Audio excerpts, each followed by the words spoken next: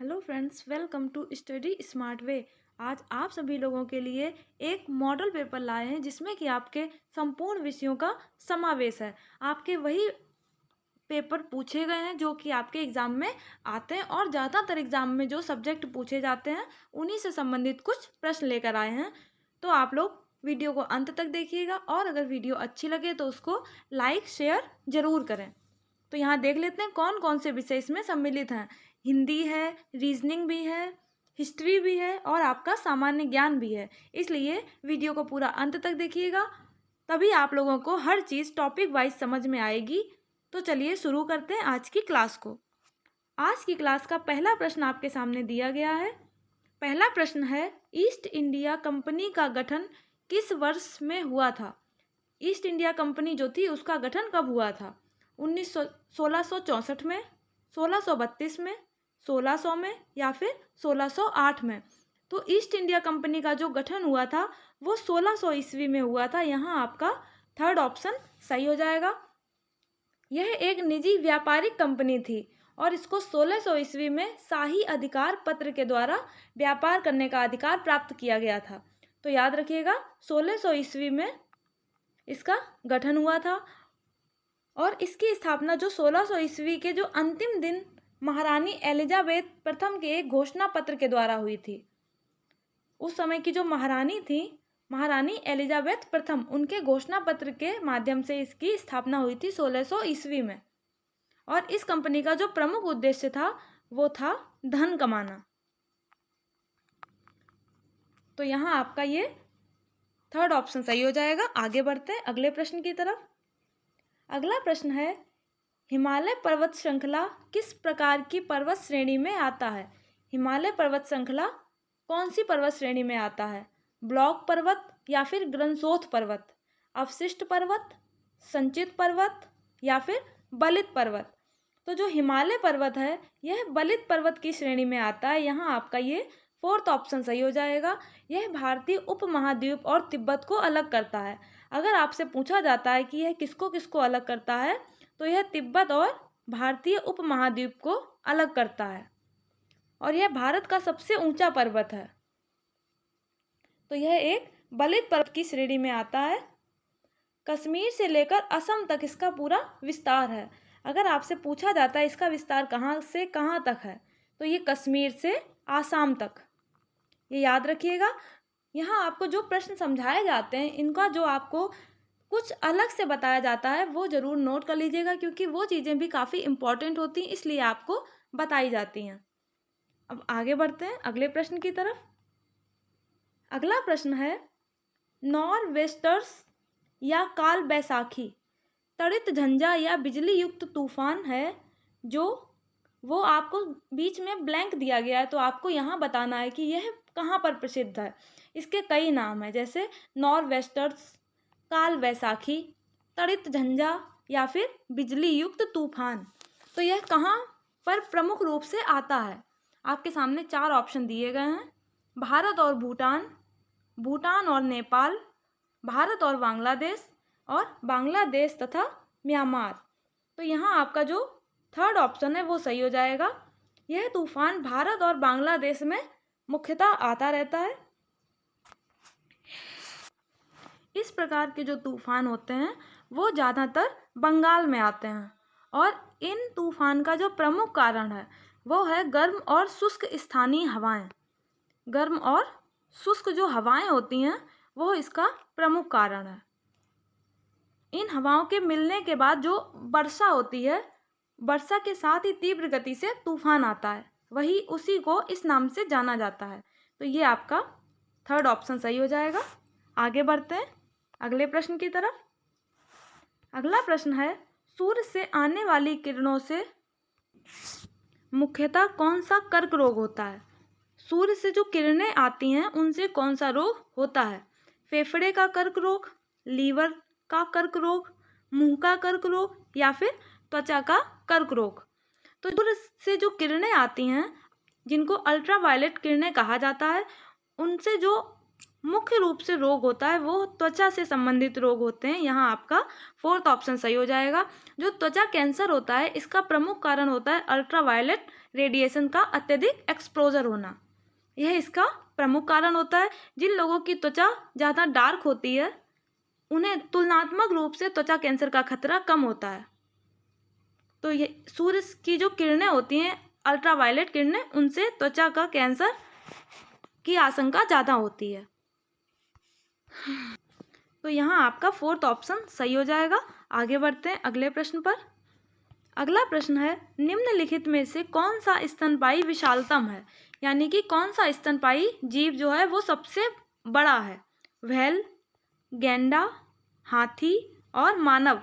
तो यहाँ आपका फर्स्ट ऑप्शन सही हो जाएगा। व्हेल मछली जो होती है वो सबसे बड़ी स्तनपायी के रूप में जानी जाती है।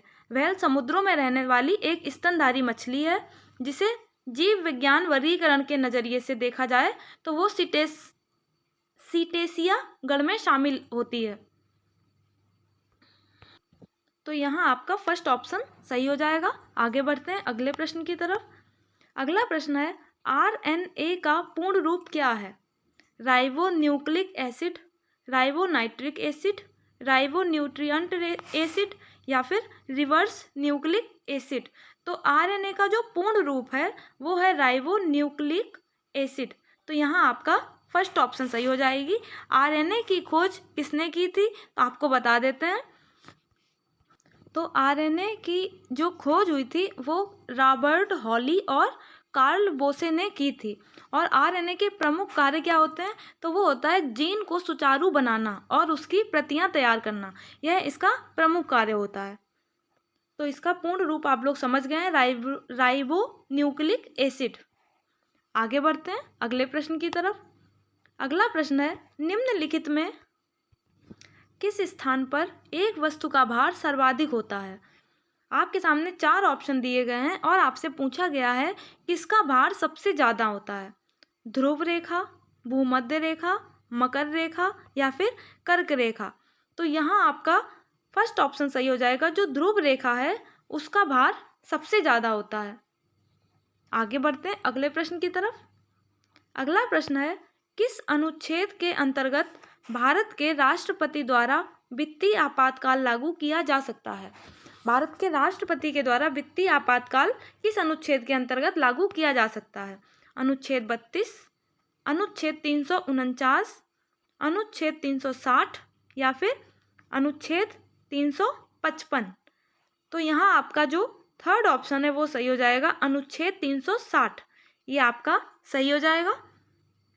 अनुच्छेद 360 के अंतर्गत भारत का जो राष्ट्रपति होता है वो वित्तीय आपातकाल लागू कर सकता है, उनके पास ये अधिकार होता है। अगला प्रश्न आपके सामने दिया गया है, गदर पार्टी के संस्थापक कौन थे? गदर पार्टी के बसंत कुमार बिश्वास, सोहन सिंह भाकना, राम प्रसाद बिस्मिल या फिर भगत सिंह। तो जो गदर पार्टी थी इसके संस्थापक थे सोहन सिंह भाकना। ये आपका सेकेंड ऑप्शन सही हो जाता है। अब इससे संबंधित आपको कुछ बात बता देते हैं। गदर पार्टी की स्थापना की थी सोहन सिंह भाकना ने, और इसकी स्थापना इन्होंने कहाँ की थी? तो ये अमेरिका में हुई थी। अमेरिका के सैन फ्रांसिस्को में 1913 में इसकी स्थापना की गई थी। और क्यों की गई थी? तो वो अंग्रेजी साम्राज्य को जड़ से उखाड़ फेंकने के उद्देश्य से गदर पार्टी की स्थापना हुई थी। तो यहाँ आपका सेकेंड ऑप्शन सही हो जाता है। आगे बढ़ते हैं अगले प्रश्न पर। अगला प्रश्न आपका रीजनिंग से संबंधित है। तो देखते हैं क्या प्रश्न है। दिए गए विकल्पों में से संबंधित शब्द को चुनिए। आपके सामने कुछ शब्द दिए गए हैं, अब आपको इसमें पता लगाना है। क्या पता लगाना है चलिए देखते हैं। बैंगची, मेढक, शाबक के आगे क्वेश्चन मार्क लगा है। तो बैंगची जो होता है वो मेढक का बच्चा होता है, और शाबक किसका बच्चा होता है ये आपको पता करना है। शाही यानी कि कांटेदार चूहा होता है जिसके शरीर पे कांटे जैसे लगे होते हैं। सिंह, बिल्ली और कुत्ता। तो बैंगची कहते हैं मेढक के बच्चे को और शाबक कहते हैं शेर के बच्चे को। तो यहाँ आपका ये सेकेंड ऑप्शन सही हो जाएगा। आगे बढ़ते हैं अगले प्रश्न पर। अगला प्रश्न है, 6 पशु एक वृत्त में केंद्र की ओर मुख करके खड़े हैं, यानी कि ये हो गया आपका वृत्त, और यहाँ पर 6 पशु हैं। तो ये आपका वृत्त हो गया। और ये हैं 6 पशु जो कि केंद्र की ओर मुख करके खड़े हैं। और कौन कौन से हैं? बिल्ली, कुत्ता, खरगोश, मुर्गी, तोता और बंदर। ये कुल 6 पशु हैं। तो चलिए देखते हैं प्रश्न क्या कह रहा है। बिल्ली, कुत्ता और खरगोश के बीच में है, यानी कि बिल्ली जो है वो कुत्ता और खरगोश के बीच में है। तो यहाँ पर मान लेते हैं खरगोश है और यहाँ मान लेते हैं कुत्ता है, और यहाँ पर आ जाएगा ही बिल्ली, क्योंकि ये खरगोश और कुत्ते के बीच में है। अब आगे देखते हैं। मुर्गी, तोता और बंदर के बीच में है, यानी कि यहाँ हो जाएगा तोता, यहाँ हो जाएगी मुर्गी और यहाँ हो जाएगा बंदर, क्योंकि जो मुर्गी है वो तोता और बंदर के बीच में है। कुत्ता तोते के बाईं ओर है, कुत्ता जो है वो तोते के बाईं ओर है, तो ये हो गया बायां। और खरगोश के बाईं ओर कौन है? तो जब कुत्ते के बाईं ओर तोता है तो फिर खरगोश के बाईं ओर कौन हुआ? खरगोश का बायां हो जाएगा ये, तो ये खरगोश के बाईं ओर है बंदर। तो यहाँ आपका ये सेकेंड ऑप्शन सही हो जाएगा। अगर आप लोगों को कोई प्रश्न नहीं समझ में आता है तो वो आप लोग कमेंट बॉक्स में ज़रूर बताएं, जिससे कि आपकी समस्या का निदान किया जाएगा। आगे बढ़ते हैं अगले प्रश्न की तरफ। अगला प्रश्न है, यदि 1 गुणे 1 बराबर 9, 1 गुणे 10 यानी कि 10 में मल्टीप्लाई किया 1 का तो आया 9, 10 में मल्टीप्लाई किया 2 का तो आया 18, 10 में मल्टीप्लाई किया 3 का तो आया 27। अब आपको बताना है 10 में अगर 8 का मल्टीप्लाई करेंगे तो कितना आएगा? 36, 72, 78 या फिर 52। तो चलिए देख लेते हैं। इनकी एक ट्रिक होती है पहचानने की, तो वो क्या है? 10 में मल्टीप्लाई किया 1 का तो आया 10, 10 में 1 का मल्टीप्लाई किया तो आया 10, और इसमें जो ये 1 है इसको किया माइनस तो आ गया ये 9। अब करेंगे 10 में मल्टीप्लाई 2 का तो आ जाएगा 20, और इसमें माइनस करेंगे 2 तो ये आ जाएगा 18। इस तरह से इन प्रश्नों को हल किया जाता है, इसलिए इन ट्रिक को ध्यान से देखिएगा, जिससे कि आप लोग बिल्कुल भी भूलें ना और इनको एग्ज़ाम टाइम तक याद रहे आप लोगों को। तो 3 का मल्टीप्लाई किया तो आया 30, इसमें माइनस किए ये वाले 3 तो आ जाएगा 27। अब आप लोगों को आंसर मिल गया होगा। तो 10 में जब 8 का मल्टीप्लाई करेंगे तो आएगा 80। अब इसमें जब माइनस करेंगे 8 तो कितना आएगा? और जब 80 में से 8 माइनस करेंगे तो आपका आंसर कितना आना चाहिए? तो यहाँ पर आपका जो सेकेंड ऑप्शन है यानी कि 72 आ जाएगा। आप लोग माइनस करके देख लीजिएगा। 80 में से 8 माइनस करेंगे तो आएगा 72। आगे बढ़ते हैं अगले प्रश्न पर। अगला प्रश्न है, P, Q, R और S 4 मित्र हैं। P लंबा है R से, Q छोटा है S से, R लंबा है S से, और सबसे छोटा कौन है? तो यहाँ प्रश्न में पूछा गया है कि P, Q, R और S 4 दोस्त हैं, जो उनमें सबसे छोटा कौन सा है? P, Q, R या फिर S? तो चलिए देखते हैं। P लंबा है R से, यानी कि R यहाँ पर छोटा हो जाएगा। Q छोटा है S से, तो यहाँ पर Q छोटा है S से, तो यहाँ S हो जाएगा बड़ा। अब है R लंबा है S से, तो यहाँ पर R जो है वो S से लंबा है। तो चलिए देखते हैं। P लंबा है R से, तो फिर R लंबा हो जाएगा S से, और S जो है वो Q से लंबा है, तो यहाँ पर ये Q, तो जो सबसे छोटा है वो हो जाएगा Q। तो यहाँ आपका सेकेंड ऑप्शन सही हो जाएगा, Q जो है वो सबसे छोटा है। आगे बढ़ते हैं अगला प्रश्न। अगला प्रश्न है, घड़ी की घंटे की सुई 72 घंटे में कितना चक्कर पूरा करती है? जो घड़ी की जो घंटा वाली सुई होती है वो 72 घंटे में कितना चक्कर पूरा करती है? तो जो ये घंटे वाली सुई होती है ये पूरा चक्कर पूरा करती है 12 घंटे में। मतलब कि इसको एक चक्कर पूरा करने में 12 घंटे लगते हैं, तो इसको 72 घंटे में कितने चक्कर लगाने होंगे? तो इसको 72 से डिवाइड कर देते हैं। 12 से 72 को डिवाइड करते हैं तो यहाँ आ जाएगा आपका 6। तो ये आपका फोर्थ ऑप्शन सही हो जाएगा। घड़ी की जो घंटे की सुई होती है उसको 72 घंटे में 6 चक्कर पूरा करेगी। आगे बढ़ते हैं। अगला प्रश्न है ए और बी भाई हैं। चलिए यहीं से शुरू कर लेते हैं। ए और बी जो हैं वो हैं भाई यानी कि ब्रदर। ई पुत्री है एफ की। अब देखते हैं एफ कौन है। एफ पत्नी है बी की। तो जो ए और बी भाई हैं तो यहाँ पर बी की जो पत्नी है वो है एफ। तो यहाँ पर कहा है एफ की पुत्री है ई यानी कि बी और एफ की पुत्री है ई। तो ई का ए से क्या संबंध है? तो जो ये ई है इसका इससे क्या संबंध है? तो जब ए और बी दोनों भाई हैं तो जो एफ है वो ए की भाभी लगेंगी और ई उसकी भतीजी। तो यहाँ आपका थर्ड ऑप्शन सही हो जाएगा। ई का ए के साथ भतीजी का संबंध है। आगे बढ़ते हैं। अगला प्रश्न कह रहा है 31 विद्यार्थियों की कक्षा में अरुण का प्रारंभ से स्थान 17वां है, अंत से उसका कौन सा स्थान होगा? तो जो क्लास है उसमें टोटल बच्चे हैं 31 और अगर शुरुआत से गिनती की जाए यानी कि 1 से गिनती की जाए तो जो अरुण है वो 17वें स्थान पर बैठा है और इसमें पूछा जा रहा है कि उसका अंतिम से स्थान कौन सा होगा, यानी कि अगर 31 नंबर से देखा जाए तो उसका कौन सा स्थान होगा। तो इसका एक फॉर्मूला होता है जो है यानी कि अंत से अरुण का स्थान आपको ज्ञात करना है। तो ये हो जाएगा क्वेश्चन मार्क। तो जो विद्यार्थियों की कुल संख्या है यानी कि 31 और प्रारंभ से स्थान है 17वां, तो इसको माइनस कर दो और इसके बाद आपको जो पता करना है वो प्लस कर दो, यानी कि किसी एक बच्चे का पता करना है अरुण का तो वो प्लस हो जाएगा।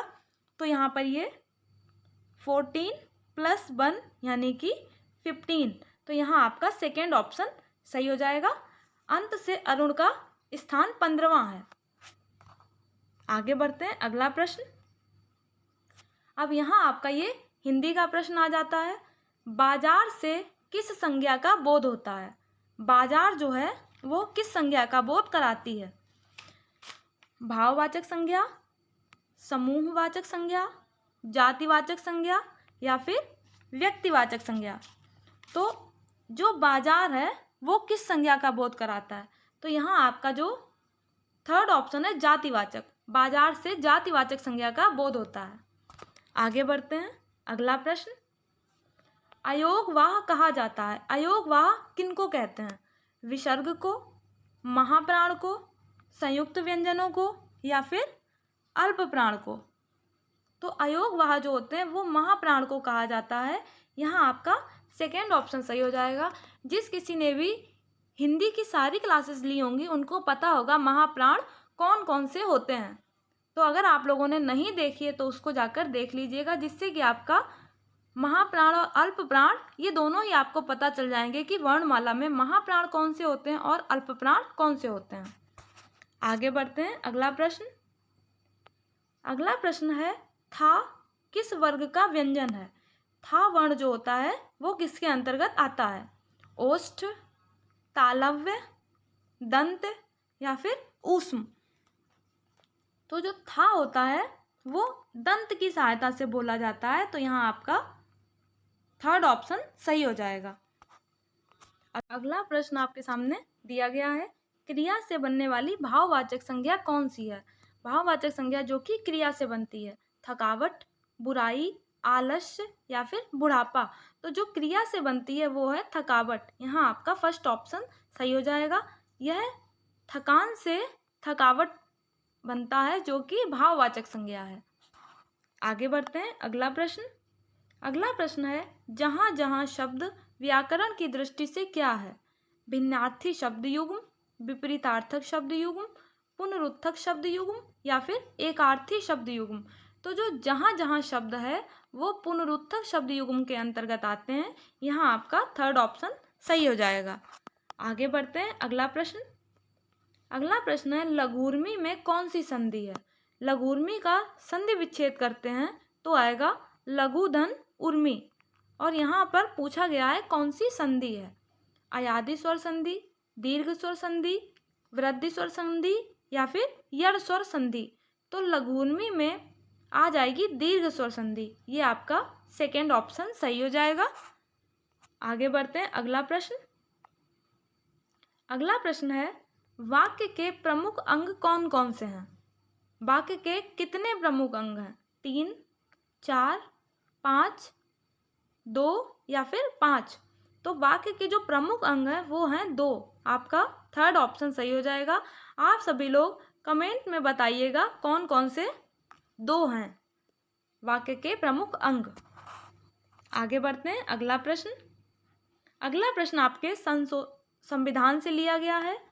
चलिए देखते हैं क्या है। निम्नलिखित संशोधनों में से किसे भारत का लघु संविधान भी कहा जाता है। भारत का लघु संविधान 7वां संशोधन, 42वां संशोधन, 44वां संशोधन या फिर 74वां संशोधन। तो भारत का जो लघु संविधान कहलाता है वो 42वां संशोधन कहलाता है। यहाँ आपका सेकेंड ऑप्शन सही हो जाएगा। और 42वां संशोधन है क्या वो भी देख लेते हैं। इसके अंतर्गत जो संविधान की प्रस्तावना में समाजवादी और धर्मनिरपेक्ष, एकता, अखंडता ये सभी शब्द जोड़े गए हैं। इन सभी शब्दों को संविधान की प्रस्तावना में जोड़ा गया है। और एक जो और बहुत ज़्यादा महत्वपूर्ण है, इसके अंतर्गत संविधान में जो 10 मौलिक कर्तव्य हैं उनको अनुच्छेद 51A के अंतर्गत जोड़ा गया है। बहुत ही ज़्यादा इम्पॉर्टेंट है ये, इसको ज़रूर आप लोग नोट कर लीजिएगा। इसके अंतर्गत 42वां संशोधन जो है, इसके अंतर्गत संविधान में जो 10 मौलिक कर्तव्य दिए गए हैं उनको अनुच्छेद 51A के तहत जोड़ा गया है। आगे बढ़ते हैं अगले प्रश्न पर। अगला प्रश्न है, इसमें आपको मिलान करना है। कौन सा मंदिर कहाँ पर है। बृहदेश्वर मंदिर ओडिशा, दिलवाड़ा मंदिर तमिलनाडु, लिंगराज मंदिर कर्नाटक और हम्पी में स्मारकों का समूह राजस्थान में। तो ये कौन सी चीज़ कहाँ पर है ये आपको पता करनी है। तो चलिए देखते हैं। बृहदेश्वर मंदिर है जो वो तमिलनाडु में स्थित है। दिलवाड़ा मंदिर ये राजस्थान में है। लिंगराज मंदिर ओडिशा में है। और जो हम्पी में स्मारकों का समूह है ये आपका कर्नाटक में है। यानी कि पहले का B, दूसरे का D, तीसरे का A और चौथे का C। तो यहाँ आपका देखते हैं कौन सा ऑप्शन सही होगा। तो ये आपका जो थर्ड ऑप्शन है, थर्ड ऑप्शन आपके सामने दिया गया है वो सही हो जाएगा। थर्ड ऑप्शन आपका सही हो जाएगा। आगे बढ़ते हैं अगले प्रश्न की तरफ। अगला प्रश्न है, लॉर्ड क्लाइव ने सिराजुद्दौला को किस युद्ध में हराया था। प्लासी का युद्ध, बक्सर का युद्ध, पानीपत का युद्ध या फिर हल्दी घाटी का युद्ध। तो लॉर्ड क्लाइव ने सिराजुद्दौला को प्लासी के युद्ध में पराजित किया था। यहाँ आपका फर्स्ट ऑप्शन सही हो जाएगा। और यह युद्ध कब हुआ था। तो यह युद्ध 23 जून 1757 को हुआ था। कहाँ हुआ था। तो यह प्लासी नामक स्थान पर। प्लासी जो है यह एक जगह का नाम है जो कि मुर्शिदाबाद के पास में है, गंगा नदी के किनारे है। प्लासी का युद्ध लॉर्ड क्लाइव और सिराजुद्दौला के बीच में हुआ था 23 जून 1757 को।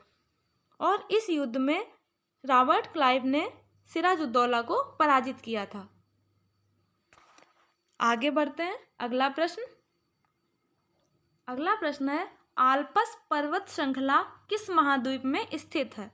आल्प्स पर्वत श्रृंखला यूरोप में, उत्तरी अमेरिका में, दक्षिणी अमेरिका में या फिर अफ्रीका में। तो आल्प्स या फिर इसको एल्प्स भी कहा जाता है। यह पर्वत श्रृंखला जो है यह यूरोप महाद्वीप में स्थित है। यहाँ आपका फर्स्ट ऑप्शन सही हो जाएगा। आगे बढ़ते हैं अगला प्रश्न। अगला प्रश्न है, अकबरनामा किसने लिखी है। ये आपके कुछ प्रश्न इतिहास से लिए गए हैं। अकबरनामा किसने लिखा। अबुल फजल, फैजी, अब्दुल रहीम या फिर अब्दुल कादिर। तो अकबरनामा जो लिखी है वो अबुल फजल ने लिखी है। यहाँ आपका फर्स्ट ऑप्शन सही हो जाएगा। मुगल शासक जो अकबर थे उनके दरबारी विद्वान थे अबुल फजल, इन्होंने ही अकबरनामा लिखा है जिसका अर्थ है अकबर की कहानी। अकबरनामा का अर्थ है अकबर की कहानी। इसमें इन्होंने इनके शासनकाल का संपूर्ण वर्णन किया है अबुल फजल ने। आगे बढ़ते हैं, अगला प्रश्न। अगला प्रश्न है, किस सिख गुरु ने खालसा की शुरुआत की है? खालसा एक पंथ है और इसकी शुरुआत किस सिख गुरु ने की है? गुरु नानक देव, गुरु गोविंद सिंह, गुरु अंगद देव या फिर गुरु तेग बहादुर? तो खालसा पंथ की स्थापना की थी गुरु गोविंद सिंह ने। यहाँ आपका सेकेंड ऑप्शन सही हो जाएगा। और यह इन्होंने 1699 में बैसाखी के दिन की थी। बैसाखी के दिन खालसा पंथ की शुरुआत की थी गुरु गोविंद सिंह ने। इस दिन उन्होंने सबसे पहले 5 प्यारों को अमृत पान करवाकर खालसा बनाया था और इसके बाद खुद भी इन्होंने अमृत पान किया था। आगे बढ़ते हैं, अगला प्रश्न। अगला प्रश्न है, भूमध्य रेखा पर 2 देशांतरों के बीच की दूरी लगभग कितने किलोमीटर है? भूमध्य रेखा के बीच में 2 देशांतर के बीच में दूरी कितनी होती है? 101 किलोमीटर, 111 किलोमीटर, 121 किलोमीटर या फिर 91 किलोमीटर? तो यहाँ आपका सेकेंड ऑप्शन सही हो जाएगा, 111 किलोमीटर। भूमध्य रेखा का जो अक्षांश होता है, भूमध्य रेखा का अक्षांश वो होता है 0 और पृथ्वी की भूमध्य रेखा की लंबाई, पृथ्वी से जो भूमध्य रेखा की लंबाई है वो है 140,075 किलोमीटर। और पूछा गया है भूमध्य रेखा पर 2 देशांतरों के बीच की दूरी, तो वो है 111 किलोमीटर लगभग में। तो यहाँ आपका सेकेंड ऑप्शन सही हो जाएगा। तो आज के प्रश्नों की श्रृंखला आपकी यहाँ समाप्त होती है। वीडियो को अंत तक देखने के लिए आप सभी लोगों का बहुत बहुत धन्यवाद। अगर आप लोगों को वीडियो पसंद आई है तो इसको ज़्यादा से ज़्यादा लाइक करें और उससे भी ज़्यादा शेयर करें और सब्सक्राइब करना बिल्कुल ना भूलें। Thank you. जय हिंद, जय भारत।